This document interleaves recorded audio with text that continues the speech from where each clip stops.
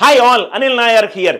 ఈ వీడియో ఎవరైతే అనిల్ నాయర్ క్లాసెస్ యాప్లో మొట్టమొదటి మాక్ డిఏఓ మాక్ రాస్తున్న స్టూడెంట్స్ కోసము కొన్ని సూచనలు, మీరు ఏం చెయ్యాలి, ఏం చెయ్యకూడదు, ఎలా ప్లాన్డ్గా ఎగ్జామ్ రాయాలి అని చెప్పడానికి నేను ఈ వీడియో చేస్తున్నాను. అక్టోబర్ 4వ తారీఖు మన మొట్టమొదటి డిఏఓ మాక్ పేపర్ రిలీజ్ అవుతుంది. 4వ తారీఖు మధ్యాహ్నం 2 గంటల నుంచి మీరు ఈ పేపర్ని అటెంప్ట్ చేసుకోవచ్చు. ఎప్పటి వరకు అటెంప్ట్ చేసుకోవచ్చు? 7వ తారీఖు అటెంప్ట్ చేసుకోవచ్చు. సపోజ్గా మీరు గనక ఇంట్లో ఉండి ఈ మాక్ అటెంప్ట్ చేసినట్టు అయితే మాక్ ఒక టైంలో మీరు అటెంప్ట్ చేయండి.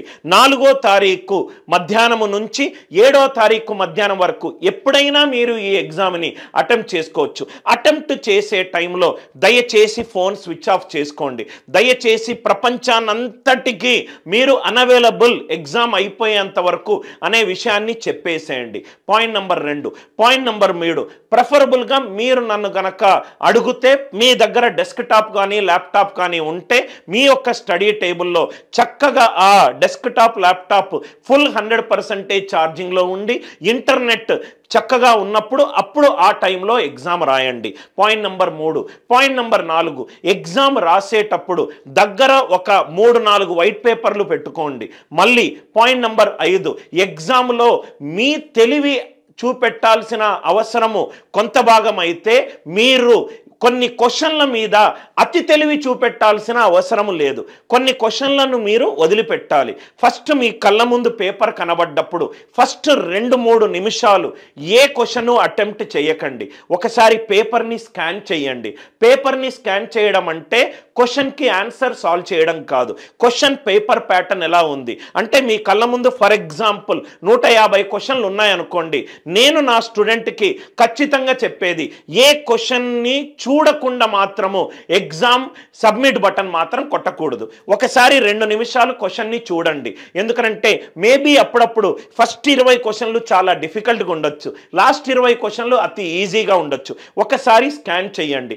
మీరు మొట్టమొదటగా రాసే ఈ ఎగ్జామ్లో ఫస్ట్ అరగంట స్పీడ్ మీద వెళ్ళకండి, అక్యురసీ మీద వెళ్ళండి. అంటే సార్ నేను 70 క్వశ్చన్లు అటెంప్ట్ చేశాను, 60 రైట్ అయ్యాయి. Yes, that's a good performance at the start of the game. Sir నేను 70 క్వశ్చన్లు అటెంప్ట్ చేశాను, నాకు 40 రైట్ అయ్యాయి అంటే మీరు ప్రాక్టీస్ ఎక్కువగా చెయ్యట్లేదు అని అర్థము. ఈ ఫస్ట్ 4 మార్కుల వరకు మీకు ఏదైనా టాపిక్ వచ్చా రాదా ఇదంతా పక్కన పెట్టేసేయండి. ఫస్ట్ కూర్చొని సిన్సియర్గా మాక్ ఎగ్జామ్ రాయండి. మాక్ ఎగ్జామ్ అవుట్పుట్ మీకు చాలా డైరెక్షన్స్ని సూచింపజేస్తుంది. మళ్ళీ దాని తర్వాత దయచేసి ఒక క్వశ్చన్ మీద ఛాలెంజ్ చేసి మీ యొక్క టాలెంట్ చూపెట్టాల్సిన అవసరం లేదు.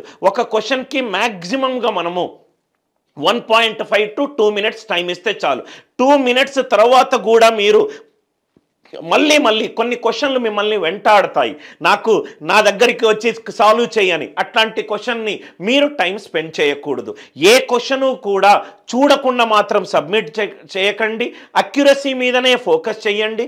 రైట్, దాని తర్వాత పోస్ట్ మార్టమ్ ఆఫ్ ది అనాలిసిస్ తర్వాత మీరు ఒక కొత్త నోట్బుక్ తీసుకొని పర్సంటేజ్ ఎన్ని క్వశ్చన్లు కరెక్ట్ వచ్చాయి, అరిథమెటిక్ ఎన్ని క్వశ్చన్లు కరెక్ట్ వచ్చాయి, ఆల్జీబ్రా ఎన్ని క్వశ్చన్లు కరెక్ట్ వచ్చాయి అని మాక్ 1లో చక్కగా రాసుకోండి.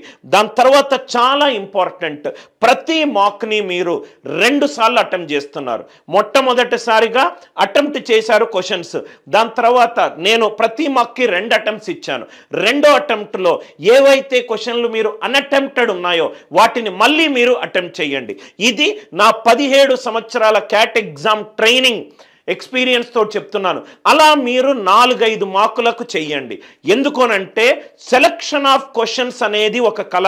ఒక స్టూడెంట్కి అరిథమెటిక్ ఎక్స్ట్రీమ్ ప్రావీణ్యం ఉండొచ్చు, ఒక స్టూడెంట్ జామెట్రీ మెన్సురేషన్ చాలా ఈజీగా క్వశ్చన్లు చేయొచ్చు.